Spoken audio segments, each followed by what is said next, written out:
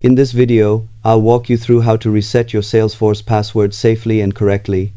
If you're already logged in and know your current password, click your profile icon in the top right and go to Settings, then select Change My Password from the left panel. Enter your current password, then create a new one that meets your organization's security requirements, which often include minimum length, a mix of character types, and restrictions on reusing recent passwords.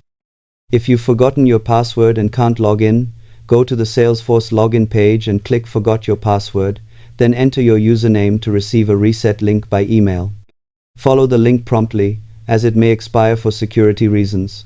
Always check for typos, watch for caps lock, and avoid using the same password across systems. If issues continue, contact your Salesforce admin for assistance. Subscribe for more